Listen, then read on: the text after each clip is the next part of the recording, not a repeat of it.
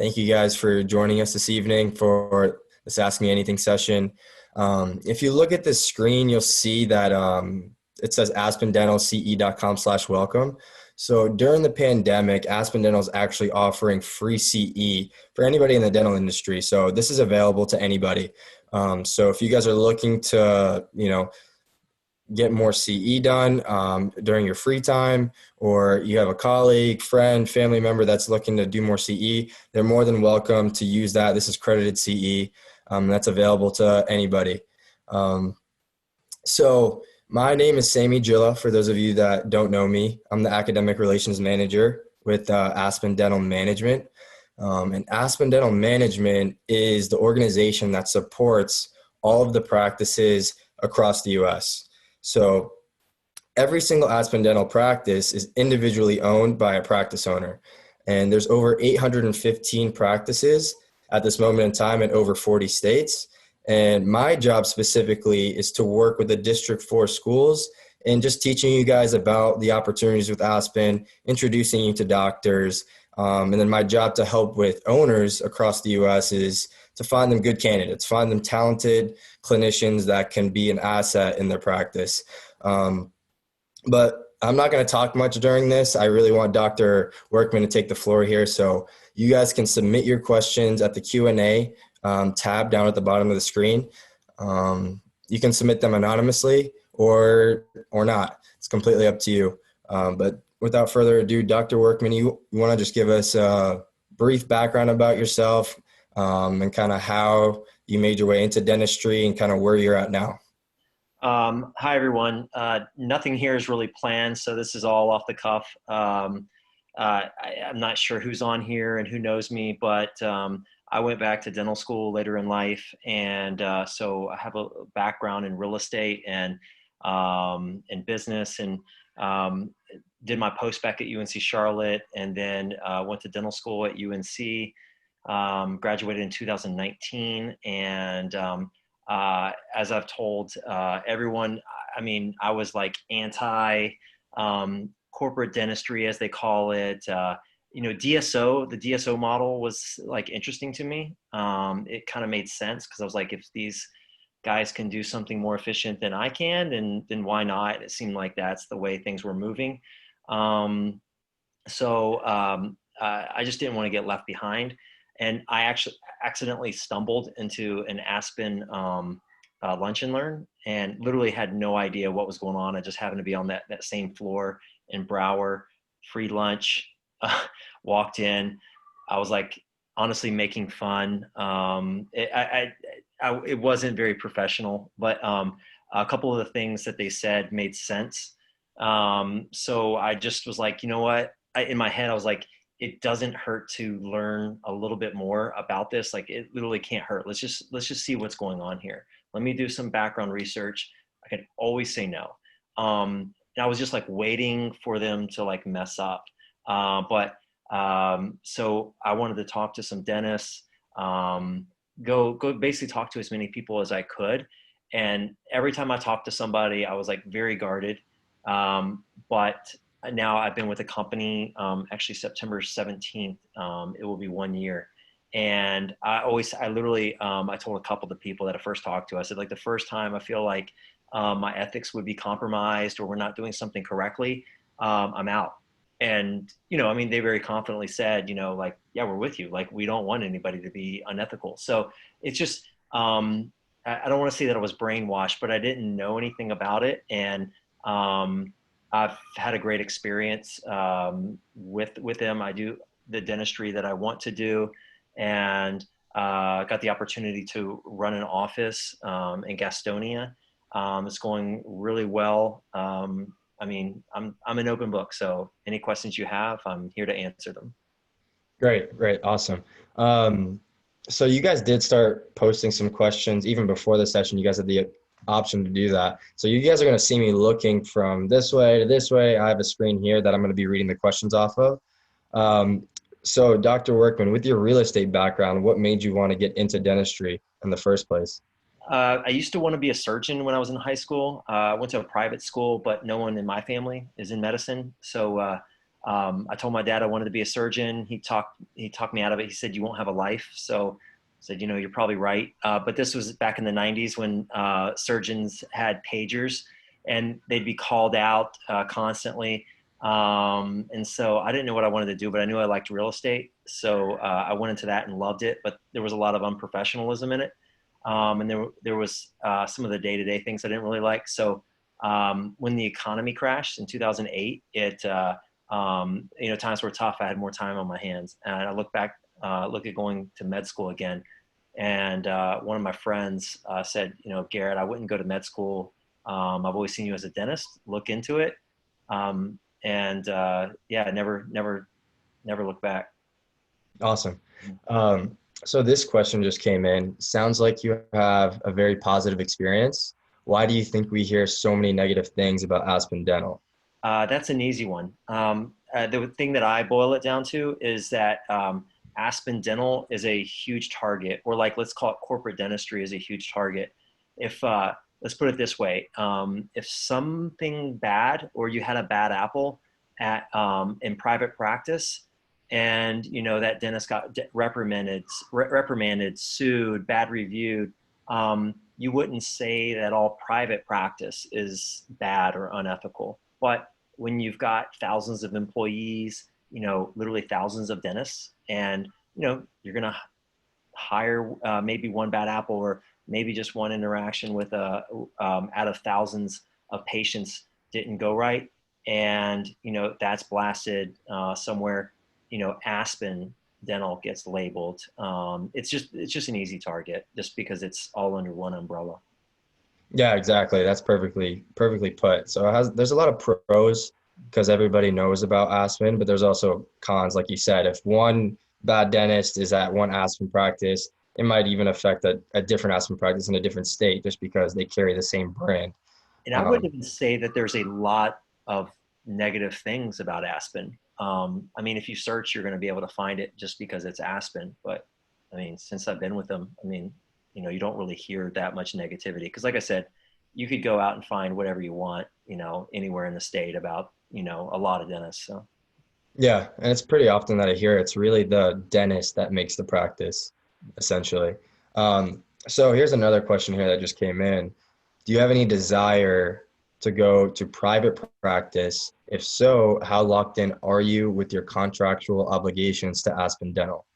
So yeah, when I joined, I let them know that my intentions were to own as soon as possible. I told them like a year and a half. I felt like I had the background to run a practice. I knew it would take some time, but I felt like I maybe could have handled that faster than a new grad.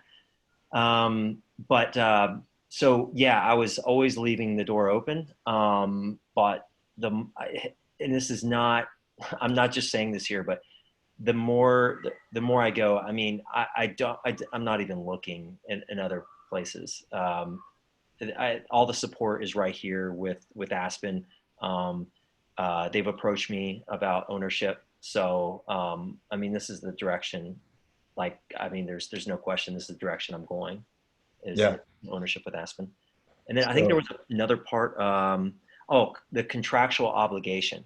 yeah. So one of the great things is the Aspen contract is literally like, I think it's like maybe a page and a half. I don't even think it reaches that.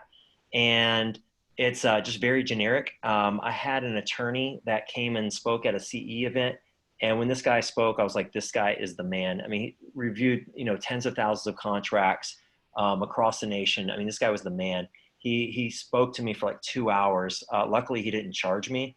But I mean, I had like pages of notes that this guy took, but he literally said, you can open up a dental office right across the street from an Aspen Dental and they don't care. They cannot sue you, nothing. There, it's an easy contract. There's no non-compete, no nothing. Yeah. And we typically don't even really call it a contract. We call it an agreement, just because it's not binding. You have that flexibility and ability to do whatever you're wanting to do.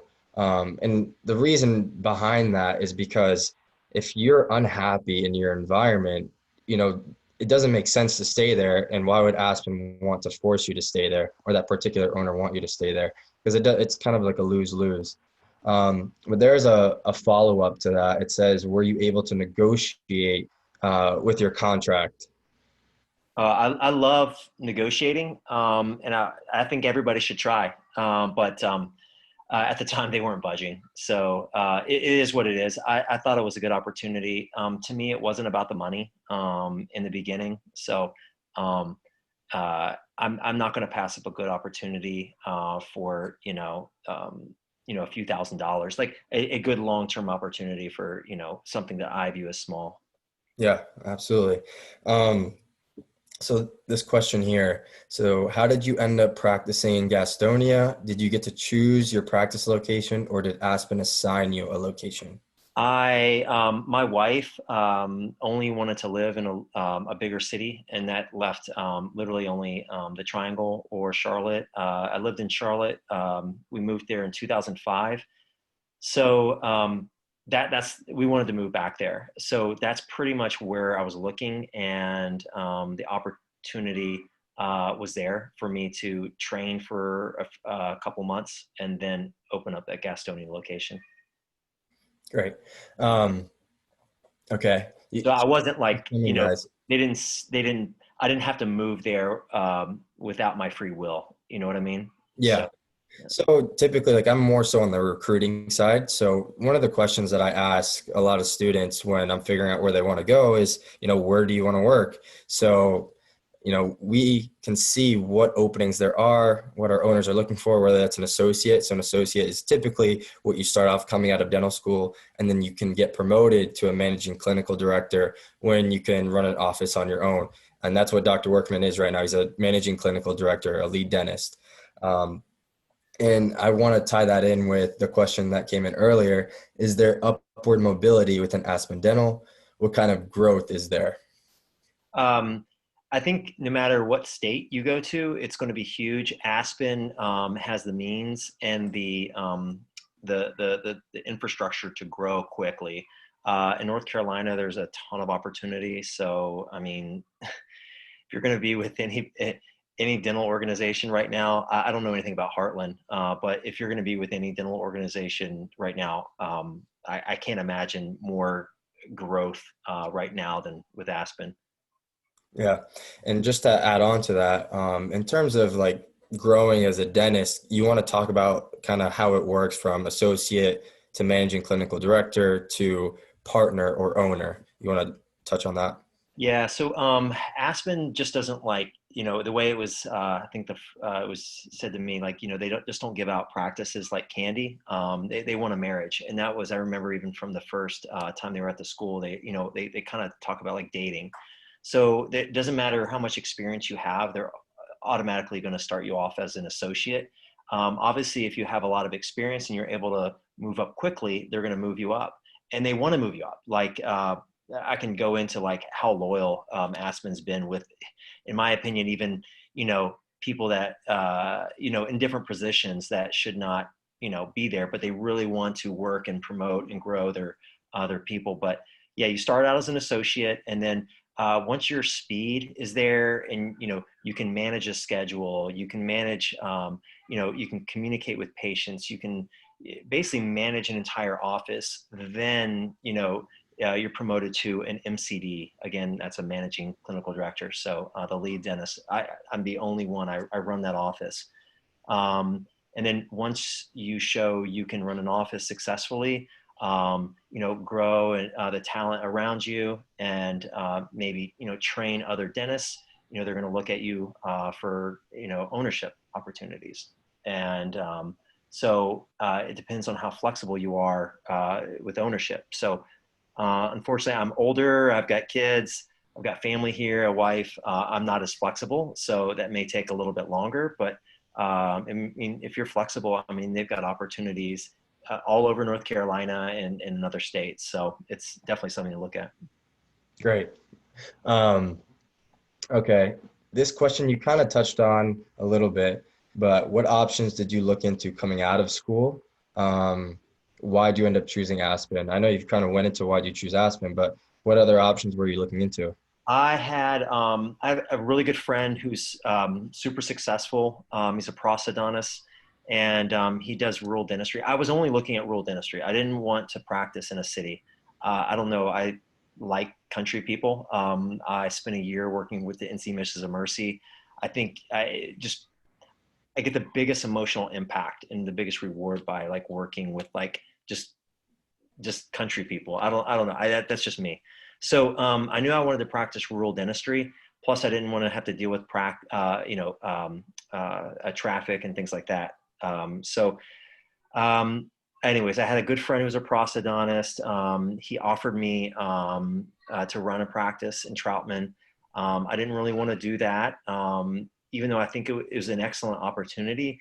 I didn't really want to work with a friend. As weird as that sounds, I basically I told him like, "Hey, this is an amazing opportunity. I appreciate it, but like, I want to be you someday, and I don't want to like go and work for you and then leave you." But I was like, if you want to grow together, I'm willing to do that. But I didn't really feel like he was at a point in his career that it was just going to be right. Um, and I mean, I had a couple other guys, I mean, I think Kyle Roth is always out there talking to people, or, some of those, the bigger names, they're always, trying to network with students, but it just didn't, this is the one that felt right for me. So, Yeah, great. All right, another answer, or another question here. Sorry. Do they help with loan forgiveness at all? yeah, I believe it, and you might be able to answer this, but you, in the more desirable areas, they're not going to incentivize you that way. They're going to incentivize you with loan forgiveness programs by going to locations that they're having trouble finding dentists. So those are probably going to be more rural areas. If you're willing to do that, it's kind of like the Army route. If you're willing to go and work there and grow with a great organization, I think there's some opportunities. Yeah, exactly what he said. I mean, there are some locations that are hard to fill. So our practice owners will incentivize it with student loan forgiveness or student loan um, payments. But if you're wanting to go to Florida or even, around the Charlotte area, you're not going to see much of that coming from our owners just because it's very easy to fill those spots as well as, everybody wants to go there. It's very competitive. Um, okay, simple question. What does a typical day for you look like? I wake up at around 5:30, 5:40, have my coffee, I grab my lunch, get dressed, 25-minute commute to work. I like to get in about 15 minutes early. I've already looked at the schedule the day before. And throughout the week, I know what's coming up, but I like to go back, review, look at more so not for me. The dentistry is easy now. I like to review the X-rays, but more so for my assistants. Uh, I'll tell you at this point in this stage, the dentistry is the easy part. It's managing everyone else, and it's like this orchestra, or like sometimes I think about it, it's like the spinning the plates. You're constantly spinning these plates in different rooms and managing people and patients. So I want to make sure that my assistants are know what they have to do, whether it's what type of impressions they need to take, or what they're scanning, and I want to, and I'm constantly teaching them. So I'll have one column that's production. So that might be extractions or crown preps or root canals, your general dentistry type things, or it's whatever type of dentistry you feel comfortable with. Aspen doesn't tell you what you can or can't do. Then I have a column or two of new patients. Those are hour-long visits, and those are comprehensive exams. And then I'll have about two columns of what we call overflow. So those might be denture steps, post-ops, or just anything that really is not productive, but I want to see those patients. So, and I run that from 7 a.m. to 12. I have lunch from 12 to 1, and then I get out at 5. Okay, great. There's a few questions coming in about technology. Does Aspen have up-to-date technology? modern equipment like digital dentistry? Also, to tie in with that, there's another question that says, do you get to ask for certain high-tech equipment in your office, or is that dictated by Aspen, and or how many patients you have? The obviously the owner, Doc, um, I mean, he makes those decisions. So, I mean, if you can place implants, he's going to set you up to do implants. If you can, whatever you need, and if he feels like it's a good investment, I mean, if you're only going to be around for 6 months or a year, why would he, throw a $70,000 piece of equipment there? But I mean, I have a CBCT in my office, iTero scanner, all the equipment, everything is brand new. I mean, Aspen doesn't have junk. I mean, they've got very nice brand new equipment. I haven't seen the inside of a lot of offices, but I have a lot of patients that tell me how impressed they are with the technology here. Actually, I was doing a root canal today, and a lady, she had a lot of dentistry done. She's a flight attendant, and she flies all over. And she was actually married to a former pro football player. So, I mean, I think she's a lady of means, and she was talking about how impressed. She said, I thought it was actually weird. She was watching everything I did, but yeah, I mean, just to answer your question, I mean, I guess there's probably a continuum of how much technology you can and can't have, but no, it's not like this is the standard. Every Aspen office is going to operate this way. It's not like that. Yeah, you probably go into a lot of Aspen offices. You're going to see a lot of the same equipment, like the iTero or whatever. But if the owner doctor needs it, and it's going to help the patients, and you're going to make a profit, then it's probably going to be considered. Yeah.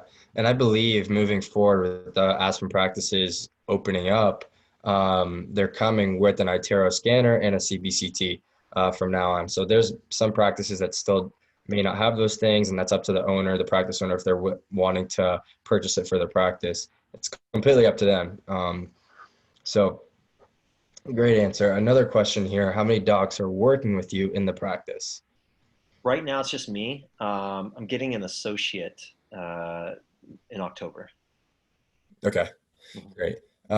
Here's a good question. What does it look like for a new grad starting at Aspen? Did you have a good experience and did you feel supported? Yeah, I mean, it's you're not just stuck with just that doctor. I mean, you've got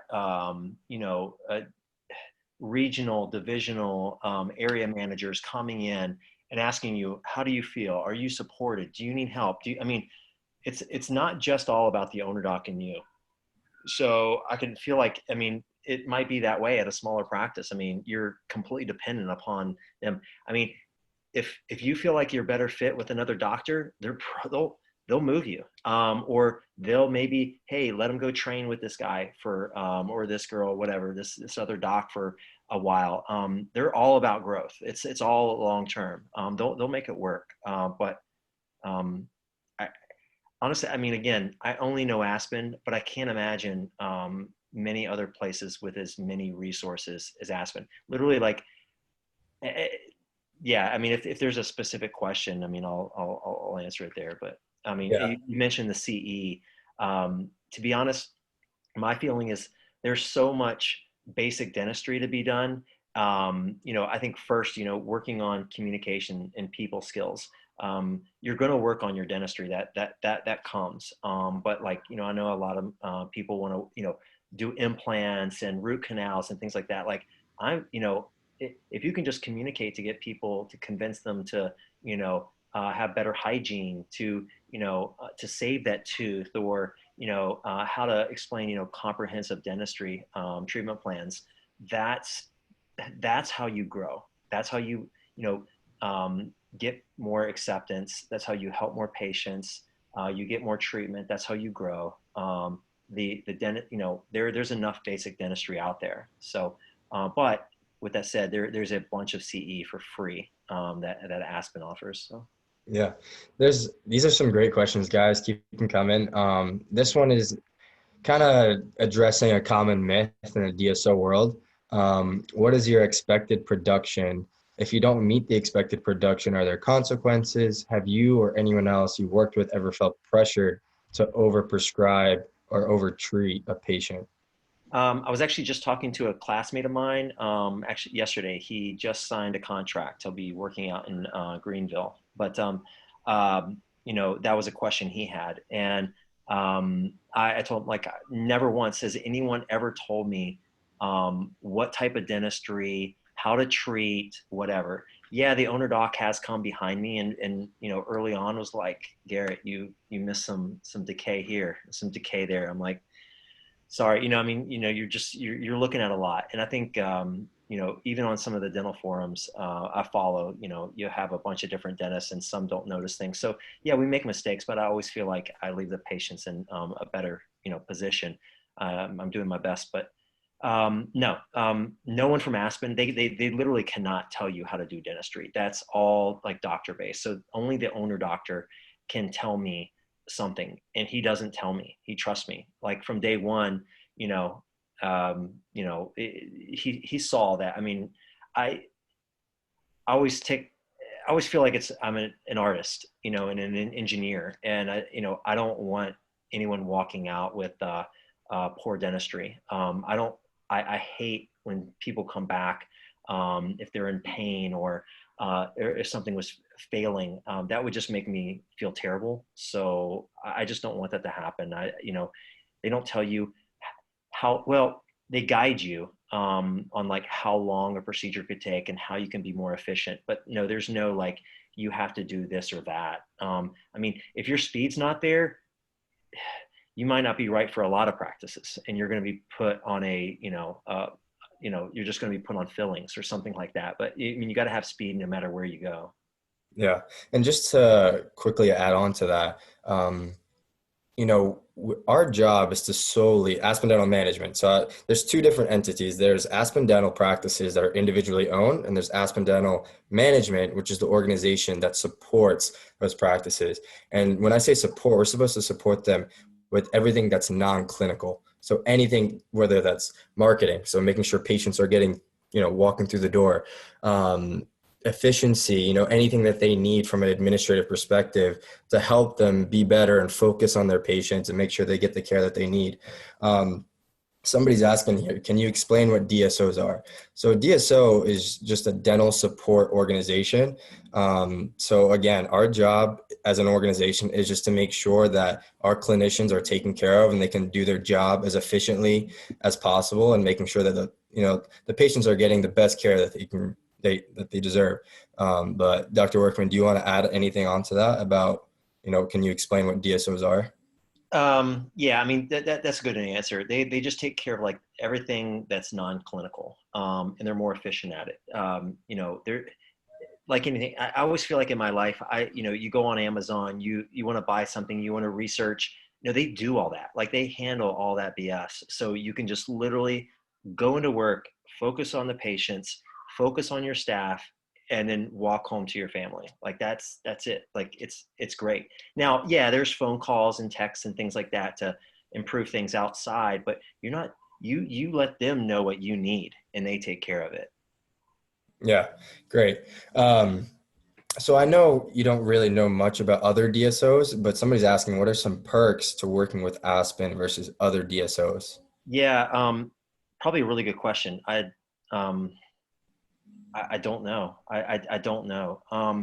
I know between us and Heartland, Heartland doesn't brand each practice, and the name Aspen carries a lot of weight because they can just market Aspen.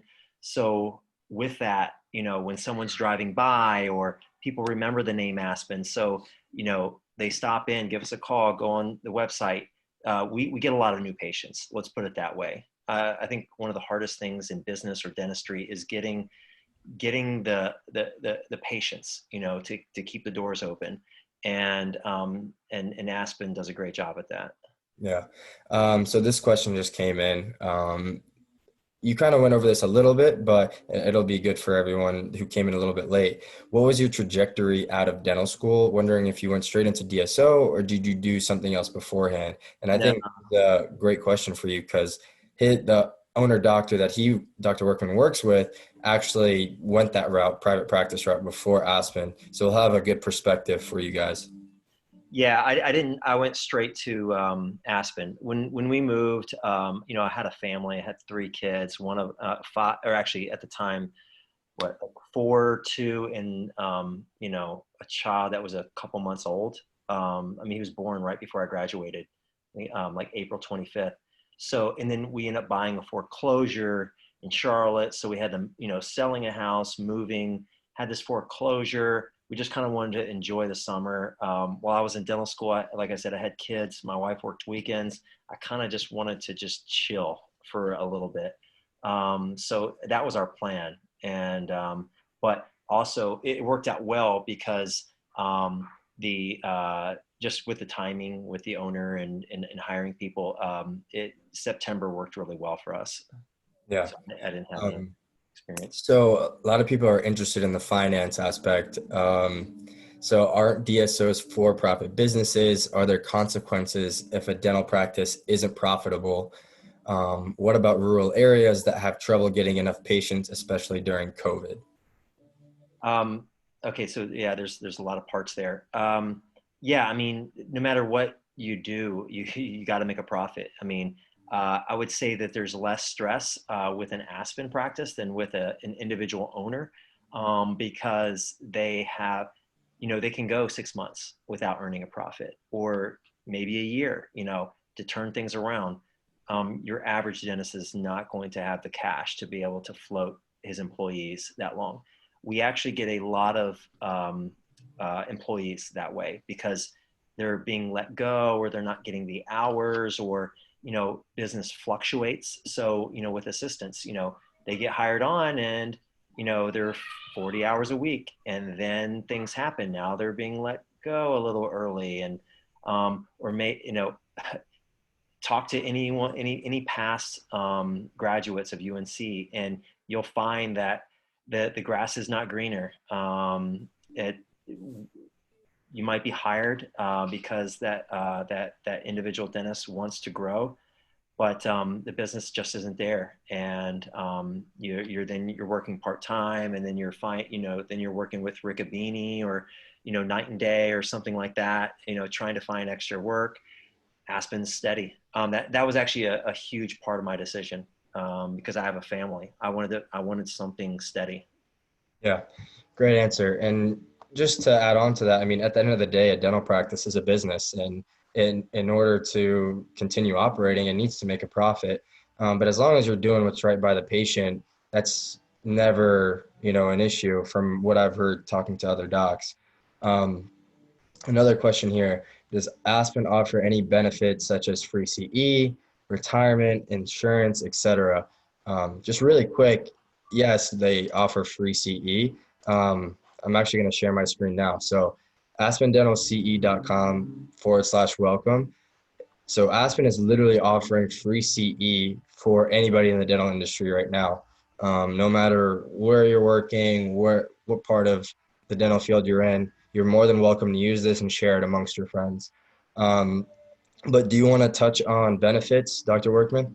Yeah, I mean, it's like working for any business that offers benefits. Really, I mean, you got your healthcare, vision, dental is not covered, but it's like, obviously, because you basically just tell the owner you want something, and he's like, all right, sure. You know what I mean? Like, he's not going to charge you for that. I mean, when you're working your butt off for him, that's most likely what happens. I mean, the owners give away a ton of free dentistry. If I told you even what how much free dentistry I saw my owner give to one of his assistants' son, you wouldn't even believe me.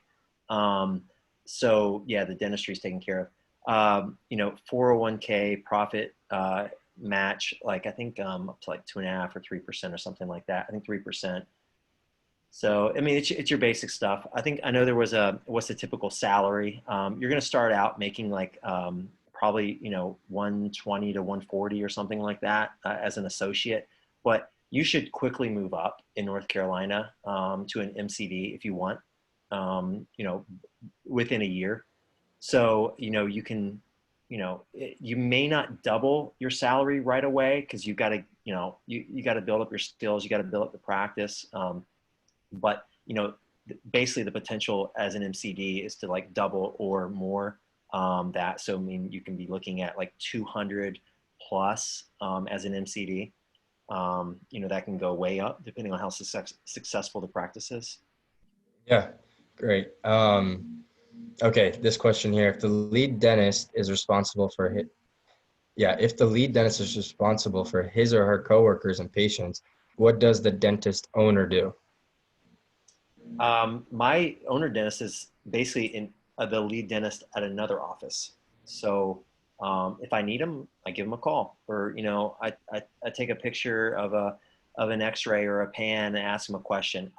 At this stage, I really don't need him that much, but yeah, I mean he's the owner. I'm a lead dentist, but yeah, he's just not like on a beach somewhere.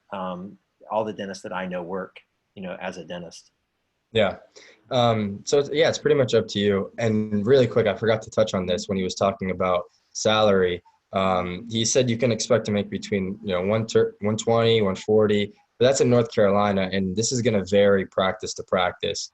And it's going to vary dentist to dentist too. It depends on how you are clinically, how you are with your chairside manners. It really varies from dentist to dentist. Somebody asked what's an MCD. That's a managing clinical director. So a lead dentist. It's just a fancy term for a lead dentist. Um, okay, another question here. How soon can you start CE upon being hired? Looks like you can start CE before you're hired. Exactly. Okay, next question. Do you get a say in who, wait, sorry. Do you get a say in who in your associate, or I'm guessing they're asking, do you get to choose who your associate is, or does Aspen have the ultimate say? Okay, you kind of have to gain their trust. I was actually talking with Sami about this. He was asking me how are things going. When I first started out, yeah, I was older, but I'm a brand new dentist, and I was learning how to be a good dentist, and I'm still learning. But I feel very comfortable now. Like the owner trusts me. He can throw me in any office and knows it's going to succeed. Um, but at first, he's still trying to feel me out, and I get it. He's the one that took out the loan, and this is his baby, and he made the hiring decisions. But now, like I get to make those decisions. Yeah, Yeah. great. But yeah. Awesome. Okay, this is a good one. It's related to COVID. It was asked a little bit earlier. How do you see DSOs being able to weather issues like COVID versus private practice? Yeah, I saw this one. This was a good one because I think some of these forums I was reading, like over 90% of the dental offices had to shut down during COVID. Man, I mean, Aspen was all over this.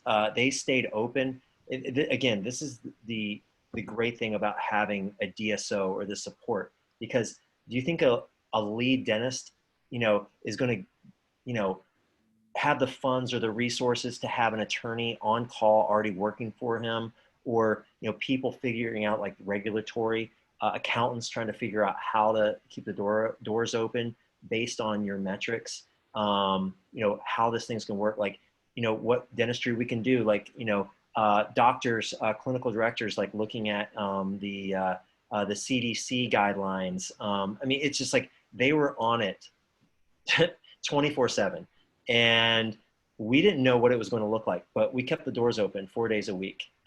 We shortened our hours. It was actually a lot of fun. I was able to work out in the morning because we opened an hour later. I got off an hour earlier, and I didn't have to work Fridays, but we left the doors open for emergencies. But that allowed me, joke around, like, to put food on the table. And it kept me busy. I wasn't bored. We only operated with 3 staff members. So it was myself, an assistant, and one front office. We were only seeing emergencies. So anything, that was an emergency just got pushed off. But again, over 90% of the dental offices did close. So Yeah, another big thing is PPE. There's a question here. It says, did oh yeah, that was a good you one. have the PPE required to treat the patients you're seeing? Yeah, I mean they're doing all the research. I don't have to go and research to figure out if this mask is approved, or what, the CDC is saying we need. I mean, they do it. They tell me, what I should be doing, how to protect ourselves, how to protect our patients, and I do it. And I don't have to ask for new stuff. They're like figuring out, how much we're using based on our production, and they're sending us the PPE we need. Yeah. And just to add on to that, Aspen Dental is actually the second largest buyer um, for Henry Schein. So we have over 800 practices that are purchasing equipment and disposables and all sorts of things from Henry Schein. So we have that ability to leverage. So every office had 30 days worth of PPE readily available, which is something that you typically wouldn't see in other places. Um, and okay, this question here is asking, sorry if you said this, are you paid on collection or productions? I don't think we went over pay structure yet, so if you want to go into that a little bit. Yeah. So there's a daily minimum. I mean, it's not it is and it isn't complicated. The reason why it's complicated is you may have to see the math, but you get a daily minimum, and then at the end of the month, there's essentially like a profit sharing. So you're based on collections, and that number is weighted by like a customer satisfaction rating. And so if you have like 100% customer satisfaction, you're going to get all your bonus. But if it's lower, you're going to get a lower bonus. There's never like no bonus, but so I actually think that makes a whole lot of sense, because if you make a whole lot of money, but your patients aren't pleased, you're going to get half your bonus. That doesn't make a whole lot of sense. Yeah, no, it does get a little confusing. But for example, like an associate will make between 8 to 10% profit share.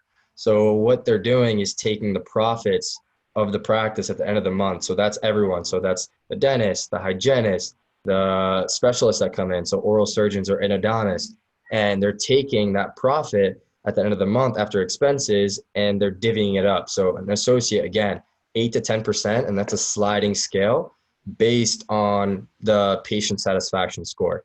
So after a patient visits the practice, they will have a survey and they fill it out. And that's based on, that determines how much you're going to get paid between the 8 to 10%. And then MCD will get roughly 16 to 20%. These are averages. Again, it's going to vary practice to practice.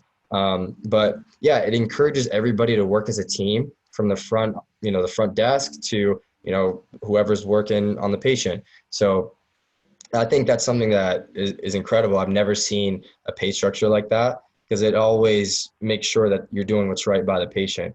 All right, another question here. Have you ever not met your daily minimum collections? No, that's not even a, it yeah, it's not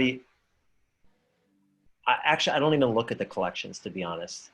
It's not even something I really look at. I'm someone who, like, I look at the average for the month, and if I'm busy that day and I'm doing things that progress my patients in the practice, that's all I care about. So yeah, I'm not really looking at collections. And so there's no pressure there to have like a daily minimum or something. Yeah. All right. There's a lot of financial questions. Are Aspen prices consistent across the board, or do head dentists get to set prices? Um, I, I, I guess consistent across the board. Okay. I don't know if that's state to state or what, but I don't really get into the prices. I believe it's taken from what the other practices in that, don't quote me on this either, guys. So I believe it's taken off of the average of what the local practices are providing in terms of rates, and they short that because at the end of the day, one of Aspen Dental's missions is to make sure that patients are getting the care they need today. And today is like the biggest component there, because they want to make sure they're taken care of. So, I mean, that I'm not 100% sure in terms of how the prices are set, but they try and make it affordable. And Dr. Workman was stating how much dental care is provided for free. A question about charity as well is coming up here. Charity and giving back is something that is very important to me as a dentist. Does Aspen provide any opportunities for that? Yeah, I mean they have their I know they do some things with veterans, and they have mission trips that you can be a part of. Um, with COVID, that kind of screwed things up for me. Where I know a lot of those events were canceled this year, so I didn't really get to be involved in that. But yeah, that's something that's important to me too. That working for the NC Missions of Mercy, and yeah, they're all about it. I mean, if you want to do something, probably even outside of this, I don't see any reason why Aspen would be opposed to it. So yeah, I mean, Yeah, I've recently actually hosted an event at the Dental College of Georgia, and we have what's called a mouthmobile. So it's pretty much like this big RV with two operatories, and it travels throughout the U.S. and it'll stop at locations, and the local Aspen docs will come work and volunteer actually at the mouthmobile, and we'll see veterans for free and provide free dental care. And this is advertised on the news. It's advertised everywhere. And it's just an opportunity for Aspen to give back and for dentists all across the U.S. to kind of come together for, a bigger cause, which is pretty cool. Um, okay, this one, let's see.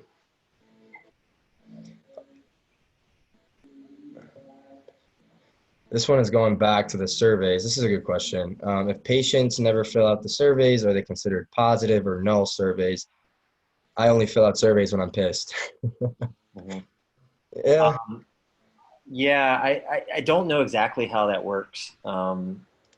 Yeah, there. I mean, in all honesty, like my practice was like had amazing customer service, and then it's weird. I feel like we're doing better the past 2 months, yet our customer service ratings have gone down, and like everyone is confused, from like the owner to regional managers to everyone in the office. We're like, what? Like, this should be going up. Like, we're everything is getting more smooth and everyone is improved. So um, I've heard that they only survey like random people. So it just may be like they and it's a 90-day average. So maybe they just surveyed the wrong people. But to be honest, it's like the difference between a 4 and a 5. You know what I mean? So like someone might give you a 4 that really thought they got great service, but they just only get reserve a 5. Who knows? So we're not far off. It's just that, yeah, I mean, who knows? We don't really get many bad surveys. And then obviously you're always going to get your crazy Google review. It's just going to happen. So I don't worry about those. I know if it was a problem, I would try to figure out what was going on. But I try to treat everybody with respect and everybody great. I want a great experience there in my office. So. Yeah. Um, okay, this one's back to more technology. Does Aspen engage in teledentistry? Yeah, they started doing that during COVID. Yep. All right. Uh, do you guys have to hire dental hygienists, or is that also through Aspen Dental or the practice owner? Here's the great thing. I don't have to post. I don't have to look through resumes. I don't have to do any of that. They just say, "Hey, here's your girls. They're gonna come by. Tell me what you think." So, I mean, we had so many people applying after COVID because going back to, were you open? How'd you go through COVID? A lot of practices shut down during COVID, and these people thought, "Hey, I need something more steady." So, they apply with Aspen. Anyways, yeah, all I did is get to meet them. I let them follow me around. I want to see their personality, and I just said, "Hey, I like these right here. Hire them," and then they do all the HR paperwork for me. Yeah, and that's even with me from like a general dentist perspective. I'll work with the owners and finding the best candidates from each school, and it's essentially up to that candidate to do a good job interviewing and to have a good impression upon the owner. But the owner has full autonomy in terms of who they want to hire, fire, etc. I mean, it's their practice at the end of the day. Um, Somebody's asking if you could talk a little bit more about teledentistry. It says, could you please tell us more about how you have used teledentistry with Aspen? I've heard a quickly growing field. Yeah, I haven't. I didn't need to. They what they did with teledentistry, I believe it was some. Let's say an owner. Oh, okay, let's for instance, the only one that I know who did it was a girl. She was a doc that moved down from Wisconsin, and she was waiting for her practice in Statesville to open. So, it doesn't make sense. Like I said, we were running with 3 people in an office to keep our costs low, to be able to keep the doors open. So she's at home, and they said, "Hey, we got this opportunity for you, teledentistry." So I have no idea really the specifics on it. I didn't get to go through it, so I did not have to implement that. I was there in the office. Yeah, great. Here's a good question. What are the benefits of being an owner dentist with Aspen versus an owner of an independent dental practice? I'm guessing they're talking about private. I would say, location.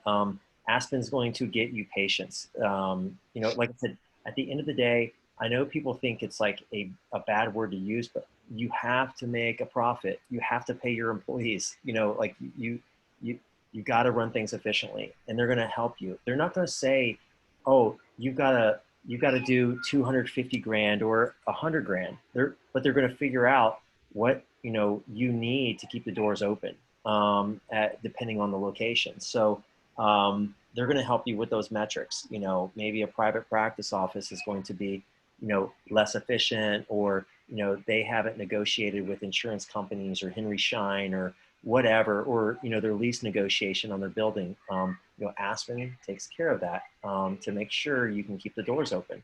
So I like the stability of the company, but again, more importantly, let's say I was working for a company that was stable, but I didn't get a good feeling. I didn't like the people. Dude, I'm out. Like, I don't care. Like, I'm 40 years old. I'm financially stable. Like, I'm out if I get a bad feeling. I'm not going to be associated with a company like that. Life's too short. So I think number one, it's just I have a good feeling. I've started using it. I say, like, Aspen, they're not a perfect company, but they strive really hard to be a great company, and that's what they want to be, and it's pretty cool. Yeah, and just something to add on to that in terms of the benefits of being an owner with Aspen versus a traditional private practice is how big of an impact you can have. So, for example, I work with a doctor named Dr. Christie, and he owns 24 dental practices, and that's like He's a collector. Like, that's not mind normal. blowing. That's not I mean, normal. Dr. Christie still practices dentistry, right? He even has a sprinter van where he travels from practice to practice. And Dr. Workman, I'll let you kind of talk a little bit about it. Go ahead. Yeah, I mean, this isn't normal. Like, this is like an outlier. He's like a collector. But like, when I interview with him, like, I mean, he's very straightforward, but he's like, I take out the trash. I mean, like, literally, like, travels to location, like finding, weaknesses or whatever, holding the doctor's hand if he has to show him how to do an extraction. And I mean, whatever it takes, he's going to do it. He lives, eats, and breathes, like, dentistry in Aspen. I mean, he literally, he lives out of a Mercedes Sprinter van, and it has like the Aspen one on the back. Like, I mean, that's not normal. I call him a collector, but yeah, the average Aspen owner owns like 2.8 practices or 3 practices or something like that. So Yeah. And I mean, that's not easy to do. I mean, that's very, very difficult because coming out of dental school, you're not really taught in terms of how to run a business. And there's a lot more to it than, just dentistry. You have to manage people, you have to manage, the practice itself. Um, okay. Another question here. Does Aspen do all insurance negotiation for you? yeah, I mean, there's not once I'm ever. I don't need to do anything with insurance companies. Yeah. Okay. Let's see. Another question here.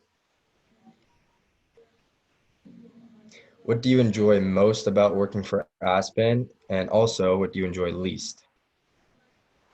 Um, I think I probably answered some of the things I like. Like I said, I mean, is anything perfect? No, um, but there's not things that weigh on me. You know what I mean?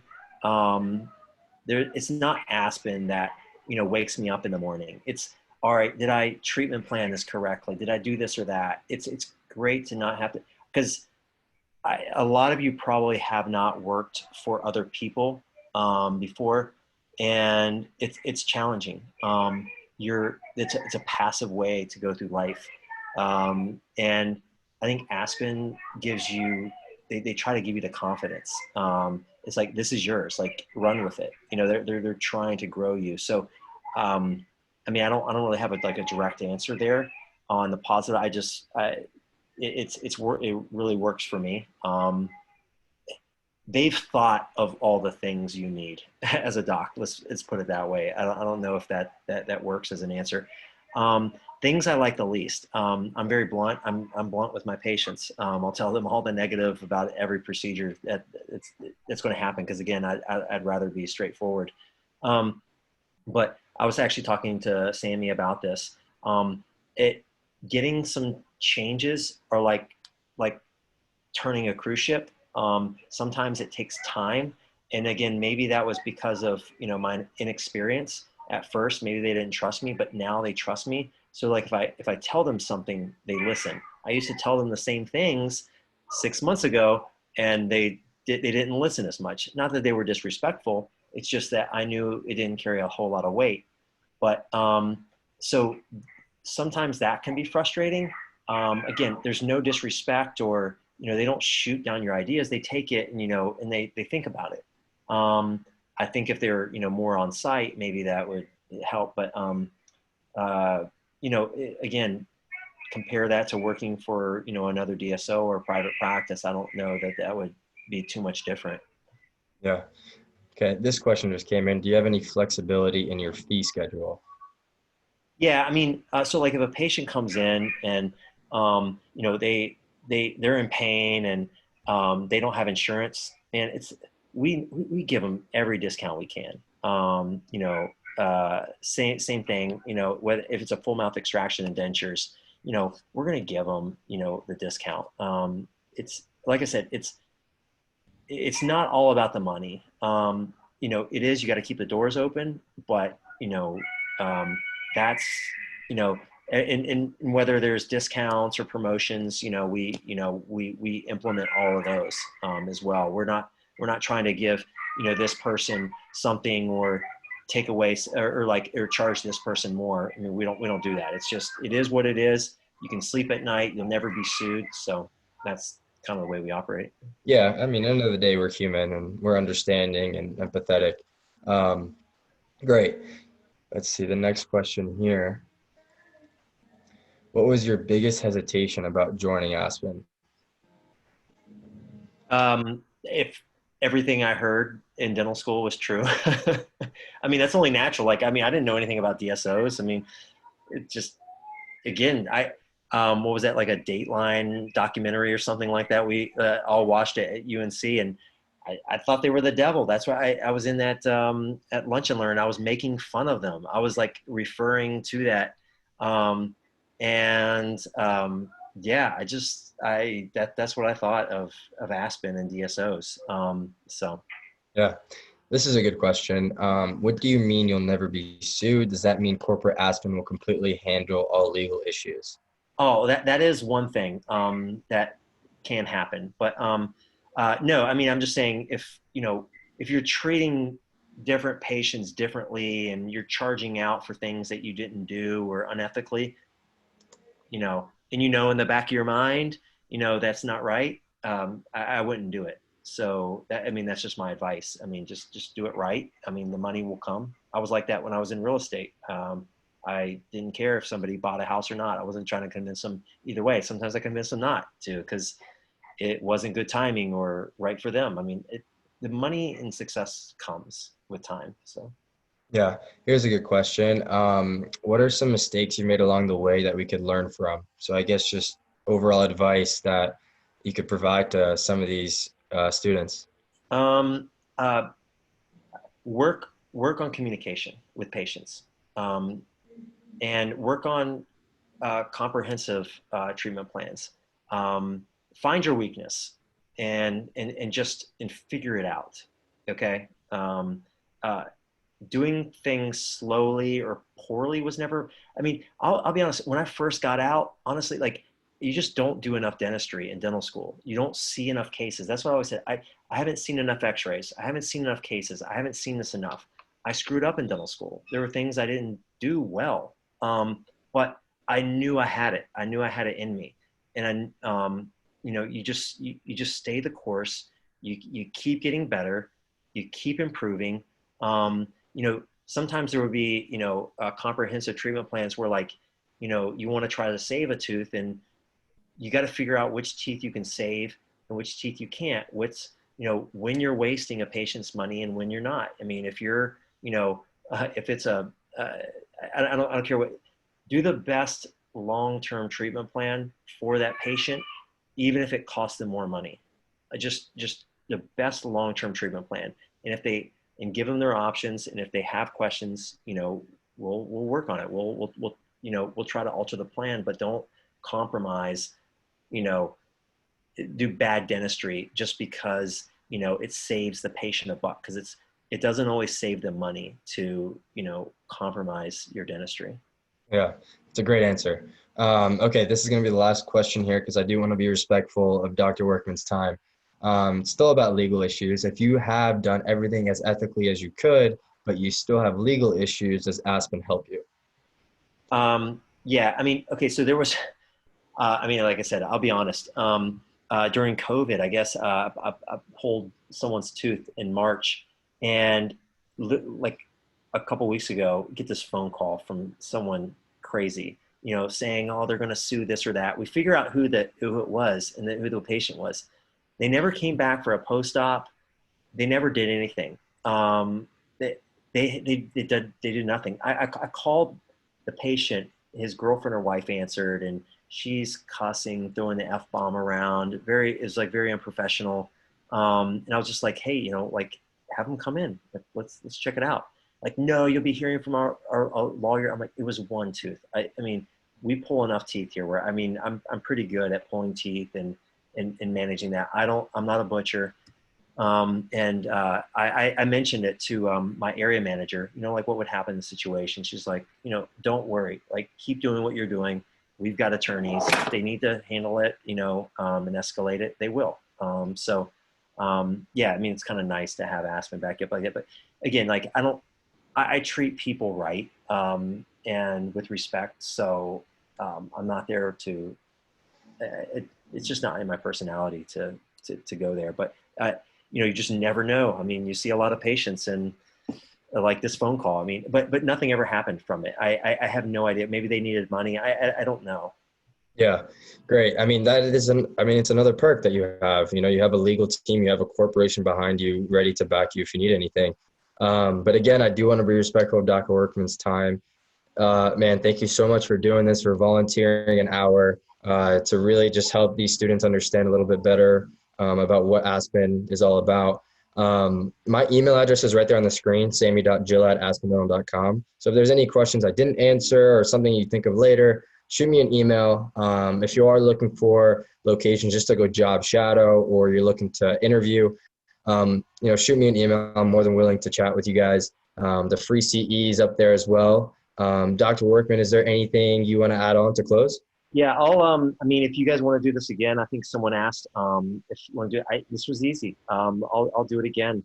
Like I said, this wasn't planned. I mean, Sammy and I didn't talk. I mean, it's like I figured out how to log in here like 15 minutes before it started. But if anybody has any questions, you can find me on Facebook or I'll give you my phone number. It's 704-488-2797. It's 704-488-2797. Text me. Like I said, you can find me on Facebook. I'm the only Garrett Workman on there. Literally on Facebook, it's like what 3 billion people. It's kind of cool. But yeah, I mean, I'm an open book. You can come, you can shadow me, you can see, you know, how my day looks. So. All right, somebody's asking the number. So what's the number again? Yeah, it's 704-488-2797. Okay, perfect. So there's his number, guys. Again, this wasn't planned at all. Again, this is an Ask Me Anything session for you guys just to learn more. That's it. We just want to give you guys as much information as possible so that when you look at what your goals are and what your options are, you know what to really spend your time, striving towards. Um, Again, Dr. Workman, you're awesome. I appreciate it, man. Everybody, I hope you guys enjoyed it. That's pretty much it. Enjoy your Friday tomorrow. Best of luck with exams if you have them coming up. But take care, everyone. Thank you. All right. See you.